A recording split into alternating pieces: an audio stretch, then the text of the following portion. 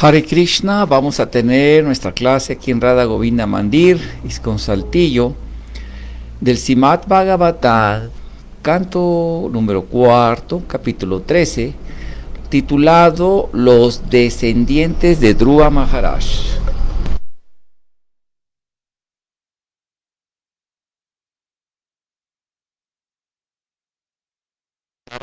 Namaskritya Naram Chaiva Narottamam Devim Sarasatim Vyasam Tato Yayam Udiraye. Om Namo Bhagavate Vasudevaya.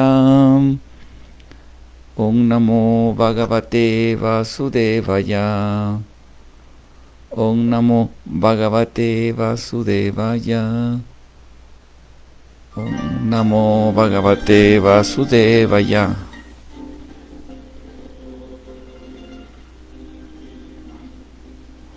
Bueno, vamos a tener, ese es el mantra que se llama Sudarshan Mantra de Vishnu, con un fondo de música así del Oriente Lejano. Bueno, vamos a leer el texto número 1, traducción y significado de Divina Gracia Srila Prabhupada. Dice así: Sutta Uvacha. Ok. Narayana Namaskritya Naram Chaiva Narottamam Devim Sarasatim Vyasam Tato Yayam Udirayem. Sutta Uvacha Nisamya Kausara Vino Pavartinam Dhruvasya Vaikuntam Padadirohanam Paraudabhavo Bhagavati Adoksaye Prastum Punasta Vidura Prachakrame. Traducción: Sutta Goswami continuó hablando a todos los rishis encabezados por Saunaka y dijo: después de escuchar de labios del sabio Maitreya el relato de la ascensión de Dhruva Maharaj a la morada del señor Vishnu, Vidura, muy iluminado con emociones devocionales, hizo a Maitreya las siguientes preguntas. Como se comprueba en los significados de Srila Prabhupada, como se comprueba en los temas tratados por Vidura y Maitreya, las actividades de la Suprema Personalidad de Dios y los devotos son tan fascinantes que ni el devoto que las narra ni el que las escucha se fatiga con las preguntas y respuestas. El tema trascendental es tan ameno que nadie se cansa de escuchar ni de hablar acerca de él. Otros no devotos podrían pensar: ¿cómo puede la gente dedicar tanto tiempo simplemente a hablar de Dios? Pero los devotos nunca se sacían de escuchar y hablar acerca de la Suprema Personalidad de Dios sus devotos. Cuanto más hablan y escuchan, más se entusiasman por escuchar. El canto del Mahamantra Hare Krishna no es más que la repetición de las 3 palabras Hare, Krishna y Rama, pero aún así los devotos pueden cantar el mantra Hare Krishna a las 24 horas del día sin que ello los fatigue.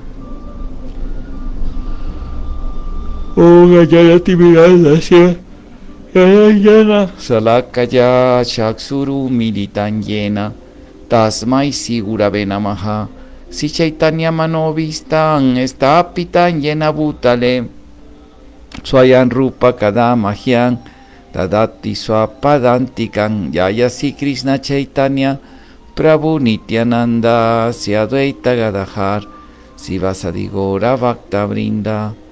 Hare Krishna, Krishna Krishna, Hare Hare, Hare Rama, Rama Rama, Hare Hare. Muy bien. Bueno, ya que este verso toca un tema muy importante, habla de la ascensión. Entonces, para entender más el objetivo de los libros de Srila Prabhupada, es bien importante que nosotros pues nos enfoquemos en el punto de que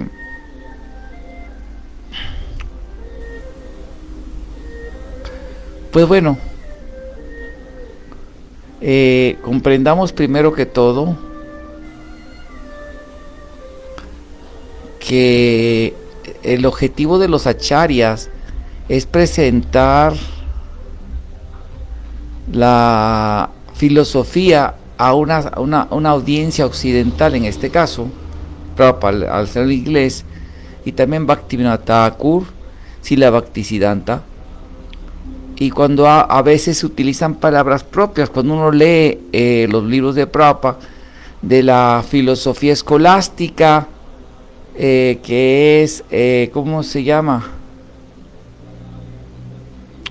La filosofía escolástica, que es la filosofía que surge a partir del pensamiento filosófico griego con la teología cristiana per se, ya no con la teología judía, que era, digamos, el origen del cristianismo, sino cuando ya se conforma la teología cristiana por Pablo de Tarso y otros eruditos, Orígenes, todos ellos.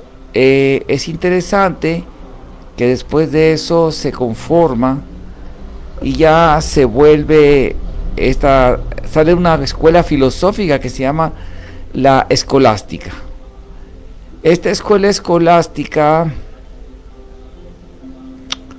tiene puntos así que en cuanto a la filosofía primaria del alma espiritual y otros conceptos tomados de la filosofía griega, y también los acharyas lo toman. Yo he leído libros de Bhaktivinoda y Srila Bhaktisiddhanta, como el Brahma Samhita, y de Bhaktivinoda Thakur, algunos libros, como este libro de un poquito el Jayavadharma y el Bhagavata y todo eso. Y se ve como Bhaktivinoda Thakur utiliza mucho el conocimiento de la escolástica, la escuela escolástica. Entonces, como escuela de pensamiento, nuestros libros también tienen influencia de eso, ¿no? La influencia de la escolástica y la influencia del pensamiento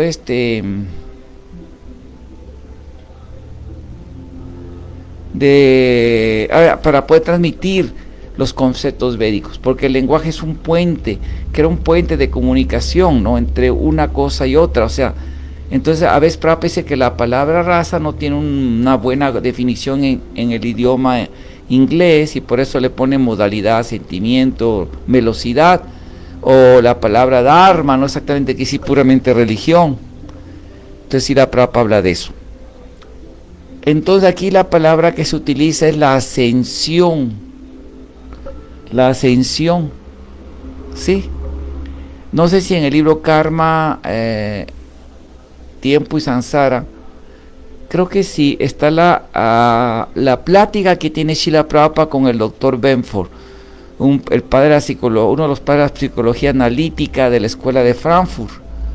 No los pensamientos de la escuela de Frankfurt materialista marxista que se vino a América, no, la de filósofos, no, de la escuela de Frankfurt de psicología de Bavaria, creo de Bavaria, o Frankfurt, no sé, por ahí, de Frankfurt. En Frankfurt fue por la escuela de Bavaria, que bueno, es una escuela alemana de psicoanálisis, de psicología. Bueno, esa es una, pero hablan también cuando en el espiritualismo dialéctico, o dialéctica espiritual, vamos a buscarlo aquí, perdón, ya andaba buscándolo en la biblioteca de aquí, vamos a leerlo. En el libro en inglés está, en la biblioteca en inglés está, más allá de la duda, si no me... Así le llaman al libro así le pusieron al espiritualismo dialéctico de Srila Prabhupada, le pusieron más allá de la duda, o tiene parte de ese libro. Ajá, bueno, lo estoy buscando, yo lo he visto. Viaja al autoconocimiento, Billón.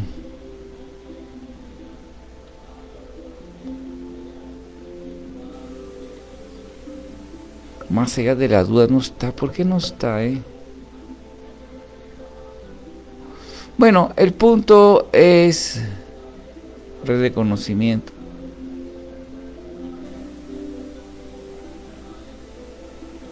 ¿Por qué no está,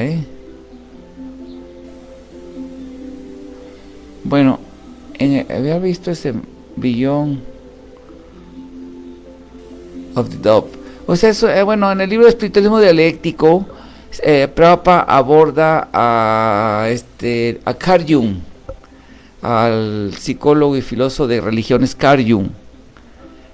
Carl Jung, él también estableció estudios de psicología religiosa, filosofía de religión, y habla que existen varios renacimientos y también de ascensiones, ¿no?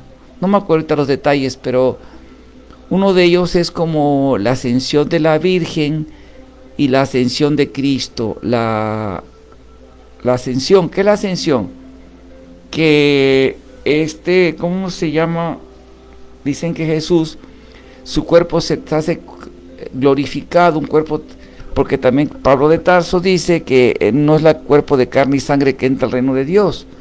Entonces, pero sin embargo el cuerpo de Jesús, cuando lo invitan, come aún después de resurrecto, trae heridas, pero que se vuelve un cuerpo espiritualizado, glorificado, y se va así, asciende a los mundos celestiales, se eleva en el cielo.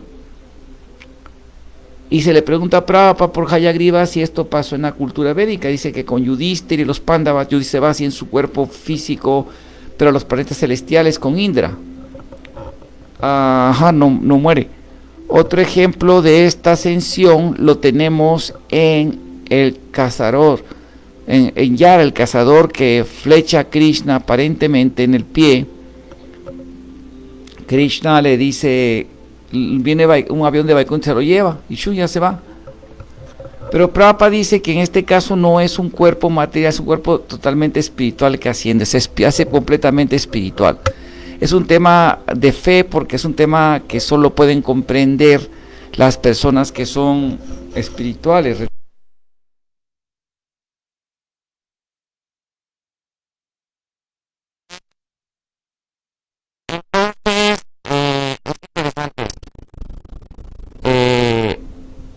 Porque el cuerpo se transforma en espiritual. En la cultura védica hay un tema, un dilema que es difícil de responder para los que les gustan las religiones comparadas, que les gusta estudiar así las escrituras védicas y en correlación con las otras escrituras. Y una es esa, ¿no? De cómo se concilia el tema de que una persona, cuando la escatología cristiana, o sea, la vida, su soteriología, o sea, su concepto de salvación, dice que sus conceptos de la vida después de la vida, que cuando llegue la salvación, Cristo viene y empieza a revivir a todos los muertos, se reviven de sus tumbas y ya se van, unos se van al cielo, otros se quedan aquí. Hay varias teorías de eso, no se ponen completamente de acuerdo todos los cristianos, pero más o menos por ahí va la cosa. Entonces la pregunta es, ¿qué quiere decir eso? Bueno, en los Upanishad, Prabhupada en el Bhagavad Gita, en mi libro Cristo y Krishna, explicamos eso, de que sí hay una, digamos, sí existe la resurrección, pero es con el cuerpo espiritual. ¿Sí me explico? O sea, vamos a leer un verso muy bonito, a ver si lo encuentro aquí.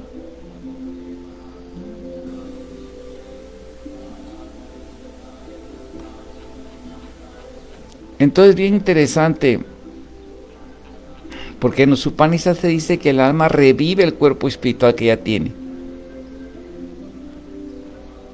Entonces, todo esto es bien interesante, porque cuando se revive el cuerpo espiritual hay un Upanishad que dice eso.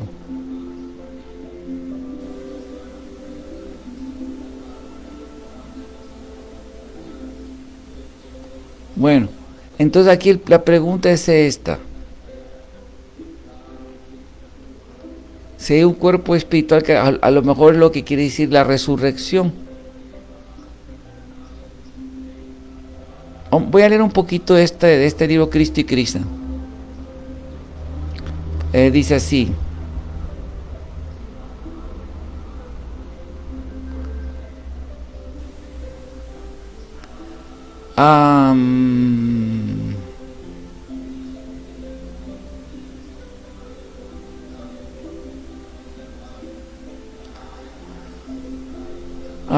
Bueno, ¿qué dice entre el Bhagavatam?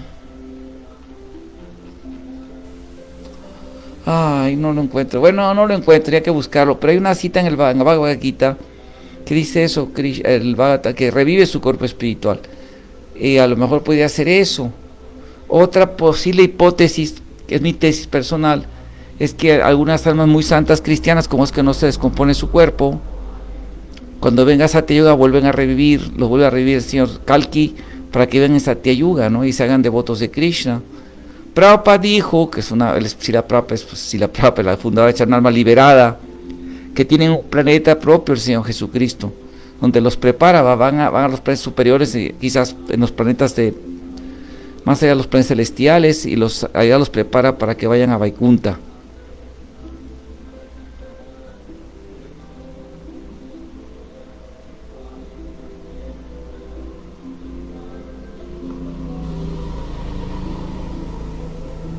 Es bien interesante esto. Y en cuanto a la reencarnación, o sea que es un tema interesantísimo,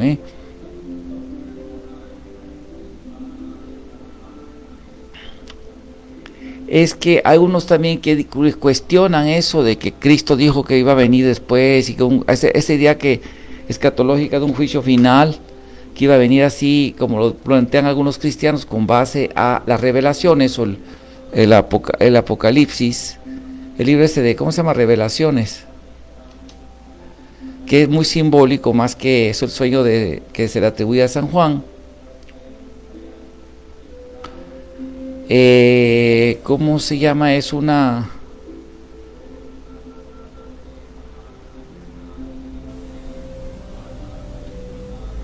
Aquí está, miren, vamos a leer.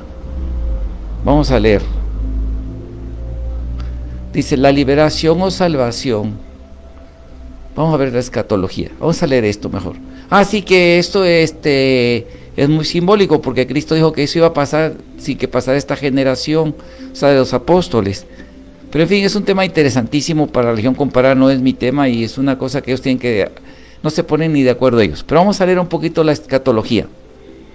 De acuerdo a la doctrina oficial, Cristo solo hizo mención de una resurrección, aunque como Krishna también habló de la eternidad del alma, mas Krishna nunca tocó el otro concepto, sino el de la metempsicosis, transmigración o reencarnación, y la salvación cuando el alma sale del ciclo de renacimiento samsara y regresa en su cuerpo espiritual al mundo eterno. El Bhagavad Gita 8 dice así: desde el planeta de Brahma hasta el más bajo de los mundos, ¿sí? Todos son lugares de sufrimientos en este cosmos material, donde toma lugar el repetido nacimiento y muerte. Pero aquel que alcanza mi morado, hijo de Kunti, nunca vuelva a nacer jamás. Bhagavad Gita 8:16. Mutir hitanya rupa, swarupena vyavastiti. La liberación o salvación consiste en ser restituidos en el cuerpo, forma original espiritual del alma, en la morada eterna de Dios. Se puede salir del ciclo en renacimientos en cuerpos materiales físicos sutiles. Bhagavatam 2:16. Esto lo corrobora Patanjali Muni, el famoso exponente de este tema de yoga. El gran sabio declara en sus Yoga Sutras 3.4: Purushartha Sunyanam Gunanam Pratibhava Kaivalyan Swarupa Pratista Chisaktiriti. La liberación o salvación del ciclo del nacimiento es restituirse en su Swarupa, cuerpo espiritual del alma. Lo mismo afirma Madhyandinaya Sruti. Cuando un alma abandona este cuerpo material y entra al mundo espiritual, revive el cuerpo espiritual, y en su propio cuerpo espiritual puede ver a la Suprema Persona de Dios frente a frente. Ella puede oírlo y hablarle frente a frente, y puede entender a la Persona de Dios tal como es. Ahora bien, dice, nota buena, no se confunda reencarnación, no se confunda reencarnación con otro concepto de continuo nacimiento y muerte, como la metensomatosis o la paliginesia, puesto que no es el alma espiritual o el yo consciente. Pues para esto no es el alma espiritual o el yo consciente el que renace, es otro tipo de concepto de reencarnación. Ahora, no obstante, especialistas en historia del cristianismo primitivo han sustentado que los primeros padres hacen menciones sobre la reencarnación. Hasta algunos de los la aceptaron como parte de las creencias de ciertas ramas cristianas primitivas. aunque con mucha razón esto ha creado todo un debate apasionado por parte de los apologetas antirreencarnacionistas. Apologetas son aquellos que defienden la fe, ¿no? Hay teólogos cristianos, yo he visto que son antirreencarnacionistas a muerte, apasionados, así recalcitrantes, que sustentan con fuentes de que no fue así. ¿Quién tendrá la conclusión final? No obstante, los expertos pro argumentan que tales fuentes de los anti han sido inaccesibles para el público lego y sacadas fuera de contexto. Ah, caramba. Pero aún las fuentes citadas de los santos doctores como Irineo, Atanasio, Tertuliano, etcétera, confirman que varias ramas cristianas aceptaron la reencarnación como parte del cuerpo de sus doctrinas, aunque tales padres la discriminaban y condenaban. Lo que así es aceptado por todos es que las fuentes que han sobrevivido dicen, según la carta 130 de Jerónimo a Demetrio, en el 414 DC, Jerónimo lamenta que las doctrinas de orígenes de la preexistencia y transmigración de las almas estuvieran antes maduras dentro de las iglesias de Egipto y Medio Oriente y continuaran existiendo como un secreto, como una enseñanza dentro de esas mismas iglesias. Enciclopedia Católica. O sea, no es que no existían, porque llegan al negacionismo, ¿no? Esos católicos así. En el siglo III de la era cristiana, el teólogo Orígenes, uno de los padres de la iglesia primitiva y a su vez uno de los más insignes eruditos bíblicos, escribió. Sí, o sea, Orígenes es súper destacadísimo.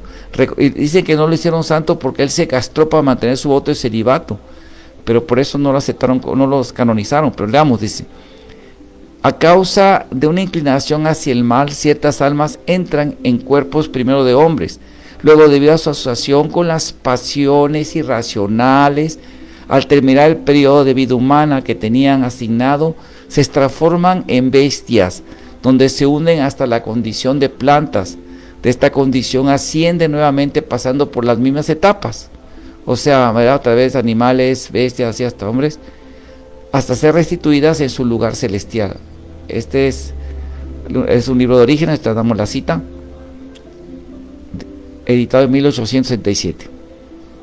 Otros, como la iglesia gnóstica, que fueron aniquilados por la iglesia romana por sus ideas altamente disidentes, tales sabios gnósticos también sostuvieron que Cristo enseñó como la doctrina más elevada y secreta la reencarnación.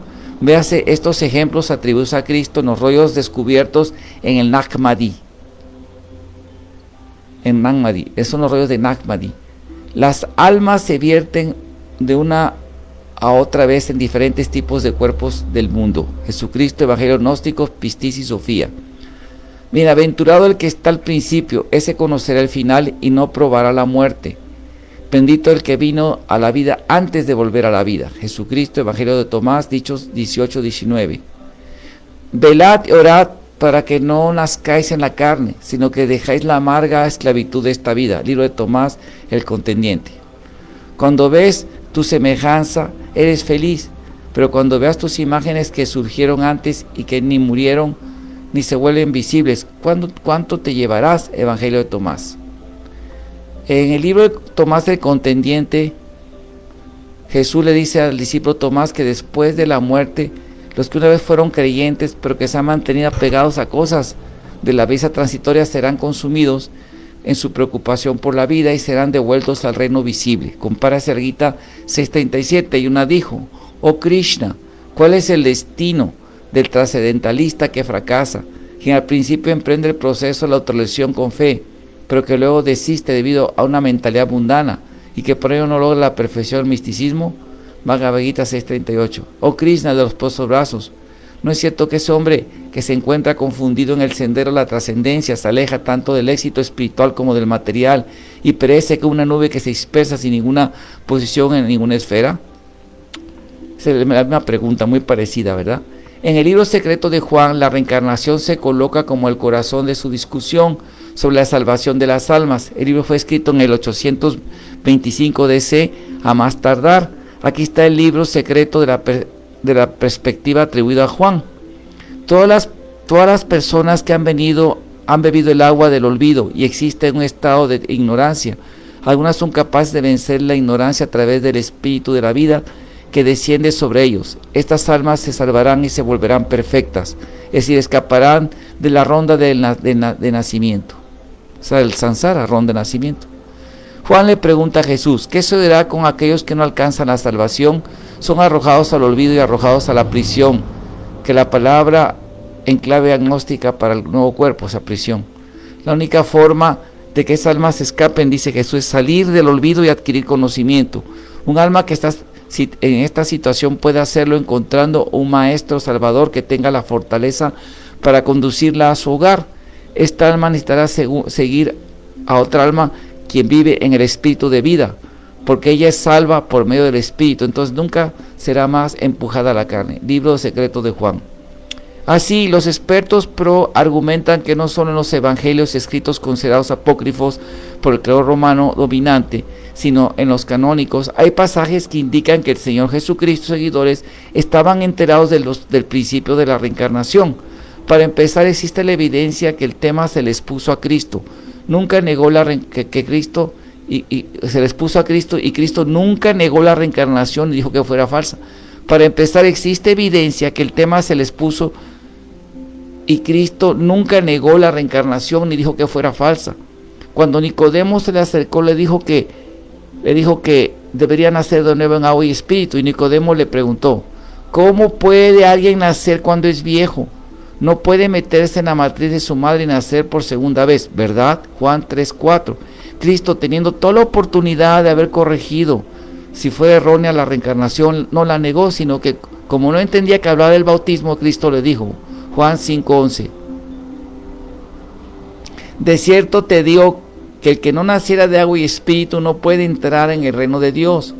Lo que es nacido de la carne, carne es, y lo que es nacido del espíritu, espíritu es.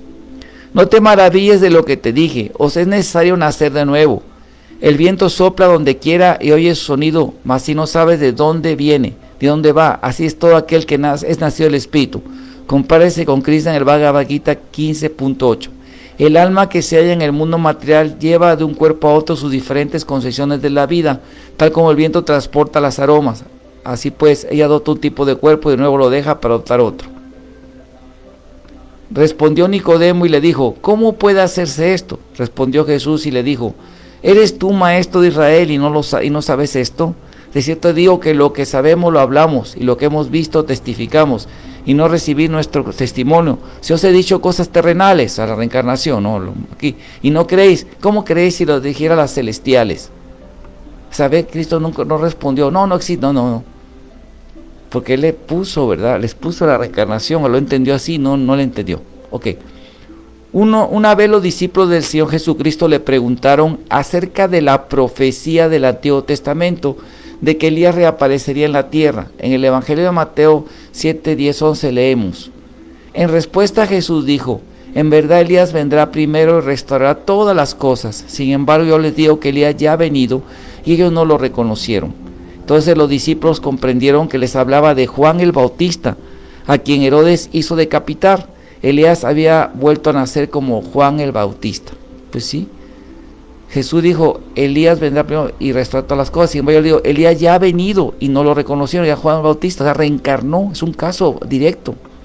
Orígenes fue un discípulo de Clemente de Alejandría, quien también aceptó la reencarnación. Esto es una cita de un estudio, se llama Dogner, en 1902, página 122.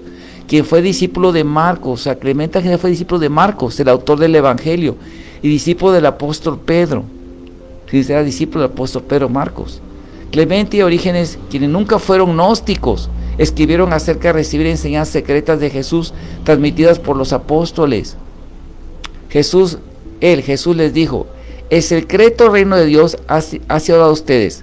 Para los que están fuera, todo se dice en parábolas, para que ellos puedan estar siempre viendo, pero nunca percibiendo, y siempre oyendo, pero nunca entendiendo. De lo contrario, podrían volverse y ser perdonados. O sea, convertirse y ser perdonados. Marcos 4, 11, 12. Las doctrinas de la preexistencia y la reencarnación defendidas por Orígenes fueron finalmente declaradas herejía, no por un papa, fíjense, no por un papa, sino por el emperador de Bizancio Justiniano en el año 533 DC, quien proscribió dicha enseñanza en la Iglesia Católica, prohibió, porque que condenó, criminalizó. en el segundo concilio de Constantinopla. De acuerdo a las investigaciones de los pro, fue en este momento que la iglesia romana destruyó agresivamente las enseñanzas de las otras iglesias fuera del poder del emperador romano, que se basaban principalmente en orígenes y las consideraban competencia, por lo que las descalificaron junto a las herejías dentro de la iglesia, contigo con la destrucción de las enseñanzas no ortodoxas, por mencionar ejemplos: serentinos, ebionistas, nazarenos, mandeos, gnósticos o sabios, monarquistas, pratipacionistas, maniqueos, cátaros o albigenses, montanistas, arianistas, semiarrianos, neomatomacos, nestorianos, eutiques. Vino la masacre de judíos y todo tipo de cristianos independientes alrededor de decenas de grupos que no eran necesariamente heterodoxos. El decreto del Quinto Concilio Católico del Segundo Concilio de Constantinopla en el 533 condenó la persistencia y reencarnación como herejía. Si alguien afirma la fabulosa persistencia de las almas, o sea, que las almas están antes de aparecer ahorita, antes de venir con Dios, y afirma la monstruosa restauración que sigue a ellas, a la reencarnación, que sea anatema, condenado. Según los pros, este concilio fue realizado por dicho emperador, pero desde antes, con la sede de tomar el control total del cristianismo, en el año 325 DC, el emperador Flavio Valerio Constantino convocó el concilio de Nicea, pues dicho regente romano había matado a su esposa legítima, Fausta, y a su hijo Crispín, y se juntó con la cortesana Teodora, a quien no le gustaba la reencarnación por su vida impúdica. En este sentido, desde el año 338 se prohibió a los judíos varios derechos, y 4 años después, en el 384, se castigó como adulterio los matrimonios entre cristianos y judíos, y en última instancia cualquiera que se interpusiera en el camino de tal intolerancia y hegemonía romana. Después el emperador Justiniano realizó el concilio de Constantinopla, sin la autoridad del Papa Vigilio, a quien amenazó de muerte por rebelde, aunque tuvo que ceder y firmar las anatemas, pues el emperador masacró alrededor de 30.000 cristianos que eran disidentes de su política antirreencarnacionista y absolutista. Imagínense cómo un papa no le quedó otra, ¿no? Bajo todas estas circunstancias, según los pro, numerosos escritos eclesiásticos fueron destruidos. Ahora, muchos eruditos creen que las referencias sobre la reencarnación fueron expurgadas de las escrituras canónicas.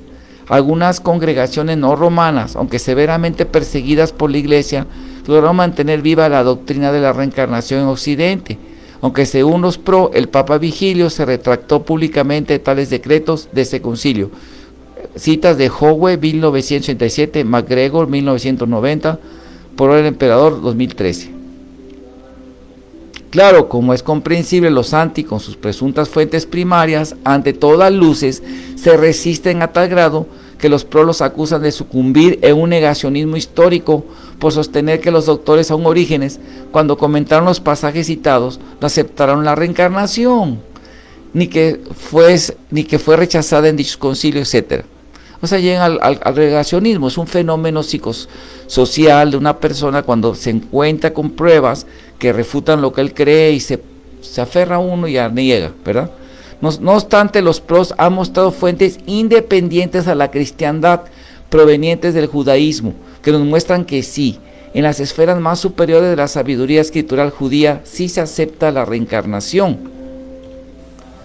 El sabio judío, el rabino Yaakov Erne Chimel, en una de las destacadas autoridades mundiales en el tema, afirma que en la Cábala hebrea, que es la parte más elevada de la revelación, en la sección llamada el Zohar, se define la reencarnación llamada Gilgul, y que este conocimiento no es común para el judaísmo popular, sino solo por los doctores más elevados en sabiduría, Chimel et al. 1990. Además, esto es sustentado por el historiador judío del siglo I, Flavio Josefo, quien afirma que los fariseos, los fundadores del judaísmo rabínico, para el que Pablo una vez perteneció, creían en la reencarnación. Él escribe que los fariseos creían que las almas de los hombres malos son castigadas después de la muerte, pero que las almas de los hombres buenos son trasladadas a otros cuerpos y que tendrán poder para revivir y vivir de nuevo. Los saduceos, la otra secta judía prominente en Palestina, dicen que no hay resurrección, Mateo 2:23. Además, los pro han sacado a relucir citas de la Torah, Antiguo Testamento judío, que sugiere la preexistencia y la reencarnación que sostienen los judíos, aunque claro, los anti también se resisten dando todo tipo de interpretaciones, a los que han catalogado de sucumbir en un feroz negacionismo. Jeremías 1:5, antes de que yo te formara en el vientre te conocí. Vamos a ver, dice que acá está muy importante, sugiere la que dice, en la Torah, cita la Torah, que sugieren la preexistencia y la reencarnación, que sostienen los sabios judíos. Vamos a ver la cita de la Torah. En Jeremías 1:5, antes de que yo te formara en el vientre te conocí, o sea, ya existes antes de que nacieras te santifiqué y te presenté ante las naciones como mi profeta. Creo que es a Jeremías, ¿sí? En Jeremías también es, sí, yo, en Job, vamos a ver, si el hombre muriera volverá a vivir, todos los días de mi vida esperaré, hasta que me venga mi liberación. Job 4:14, si el hombre volverá a vivir, todos los días de mi edad esperaré, hasta que venga mi liberación. O sea que ya había ese concepto de reencarnación, volver a vivir, pues se preguntan, ¿no? No se lo plantean, ¿no? Ellos perecerán, mas tú permanecerás. Todos ellos como una vestidura se envejecerán, como vestidos los mudarás y serán mudados. O sea, los cuerpos serán mudados. Job 26, compárese con Cristo, Marco 21. Nadie remienda un vestido viejo con retazo de tela nueva. De hacerlo así, el remiendo fruncirá el vestido y la rotura será peor. Ni echa nadie vino nuevo en odres viejos. De hacerlo así, el vino hará reventar los odres y se arruinarán tanto el vino como los odres. Más bien el vino nuevo se echa en odres nuevos. Cristo en el Bhagavad Gita 2.22. Así como una persona se pone ropa nueva y desecha la vieja, asimismo el alma acepta nuevos cuerpos materiales, desechando los viejos e inservibles. En la Cábala, el Zohar. En la Cábala es el libro más sagrado, más elevado de sabiduría judía. Y hay una parte que se llama el Zohar, entre sus libros está un libro, entre varios tomos o cantos, el Zohar, el volumen del Zohar. Siempre que una persona fracase en su propósito en este mundo, Dios bendito sea, la arranca de raíz y la vuelve a plantar una y otra vez, repetidamente. Zohar 186b. Todas las almas están sujetas a la reencarnación, a Gilgul, y la gente no conoce los caminos de Dios, bendito sea. No saben que son traídos frente al tribunal, tanto antes de entrar a este mundo como después de dejarlo. Son ignorantes de las muchas reencarnaciones y de los trabajos secretos que tienen que realizar y de la cantidad de almas desnudas y cuántos espíritus desnudos deambulan en el otro mundo si pueden ingresar detrás del velo del palacio del rey. Los hombres no saben cómo las almas vuelan de un lado a otro, como una piedra que es arrojada con una onda. Por ello se acerca el tiempo cuando estos misterios serán revelados. El Zohar está lleno de referencias a la reencarnación. Aquí hay muchas citas del Zohar, ¿no? Unos 131, o sea, muchas, y aquí ponemos casi como 15, ¿no? Abordando preguntas como ¿qué cuerpo es resucitado y qué ocurre a esos cuerpos que no alcanzan la perfección final? ¿Cuántas oportunidades son dadas a un alma para lograr el perfeccionamiento a través de la reencarnación? Si un esposo y una esposa pueden reencarnar juntos, si una demora en el entierro puede afectar la reencarnación, si el alma puede reencarnar en un animal. Sahar et Gangulin, capítulos 29 y 26, Safer Jeredim 33 y Or Yahin 101.26. Yo creo que esos son capítulos del Zohar o de autores, ¿verdad?, que citan esto. El Bajir, atribuido al sabio del siglo Neyunia Ben Hakana, emplea la reencarnación para referirse a la pregunta clásica de la Teodicea: ¿por qué ocurren cosas malas a la gente buena y viceversa? El Bajir 1.95 dice: porque existe una persona justa a quien le ocurren cosas buenas, mientras que a una otra persona justa le ocurren cosas malas. Eso sucede porque la segunda persona justa actuó mal en su vida previa y ahora está experimentando las consecuencias. Así, ¿a qué se parece esto? Una persona plantó un viñedo y tuvo la esperanza de que crecería uvas dulces, pero en lugar de eso crecieron uvas agrias. Vio que su siembra y su cosecha no fueron exitosas, así que arrancó el viñedo de raíz, removió las parras de uvas agrias y plantó de nuevo. Cuando vio que su siembra no fue exitosa, la arrancó raíz y la plantó de nuevo. Bajir 125. La reencarnación es citada por comentaristas bíblicos clásicos, incluyendo a Ramban Nachmanides, en su comentario al Génesis 3:4:1, Sutami Hamitzbot 16a, dice que la reencarnación es el secreto subyacente en los 10 sabios talmúdicos que fueron asignados por los romanos. Mandien Recanati y Rabbeinu Bahía, entre muchos volúmenes del santo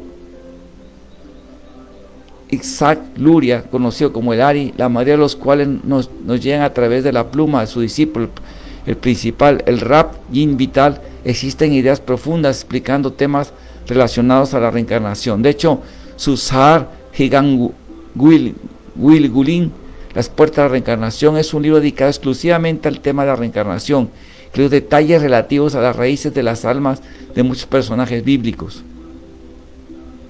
y quienes reencarnaron desde tiempos de la Biblia hasta el Ari. Las enseñanzas del Ari se desparramaron después de su muerte a través del mundo judío de los sabios en Europa y Medio Oriente.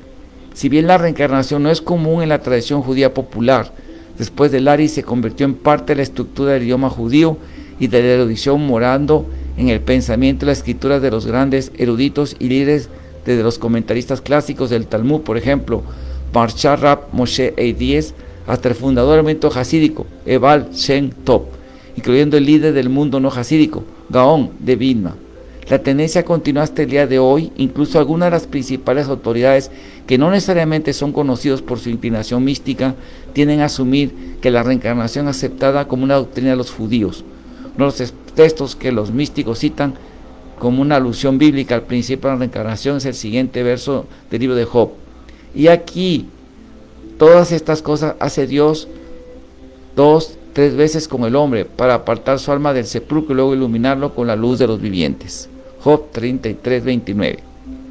De acuerdo a los Dios les permitirá a una persona ver al mundo de los vivientes desde el sepulcro, que no es uno de los términos bíblicos, que es uno de los términos bíblicos clásicos para el Geonom o purgatorio, una segunda e incluso tercera multitud de veces. No obstante, en general este verso y otros fueron entendidos por los místicos como simples alusiones al concepto de la reencarnación. La verdadera fuente está arraigada en la tradición hebrea. Confronte Astor 2011, es el autor que sacó esas citas. Es interesante que ahora la Iglesia Romana ha decretado oficialmente que después del Segundo Concilio Vaticano del 65, la tolerancia, y ven con respeto y generosidad todas las versiones sobre la vida después muerte de otras religiones, y variados teólogos liberales, tanto romanos como anglicanos, etcétera, aceptan, como los judíos, que mientras no se rechacen los dogmas fundamentales de fe a la reencarnación, otras concepciones soteriológicas, mientras no se rechacen los dogmas fundamentales de fe, se acepta la reencarnación, otras concepciones soteriológicas y escatológicas de otras religiones, como una creencia privada e individual de cada creyente. Así el decreto oficial dice que la Iglesia Romana mira con estima a las demás religiones, porque contienen una parte de la verdad y rechaza toda discriminación racial o religiosa. Aquí está la fuente, es la catholic.net 2018. Bueno, entonces es bien interesante este tema, ¿verdad?, de la escatología cristiana, más hoy en día que es Semana Santa. Y aquí se habla de una resurrección, de una ascensión, que se va alguien, como Bruba ascendió, pero su cuerpo se transformó en espiritual, así como un relámpago. Fue una cosa, al tocar el avión, se transformó en espiritual y vive en un planeta Becunta que está en este mismo planeta de la Tierra. Bueno, vamos a parar aquí la clase, nos da mucho gusto que nos han seguido. Si tienen preguntas, háganlo en los comentarios, y que Krishna les dé un día muy bendito. Desde Radha Govinda Mandir, su sirviente Hare Krishna Das, Jai Shila Prabhupada.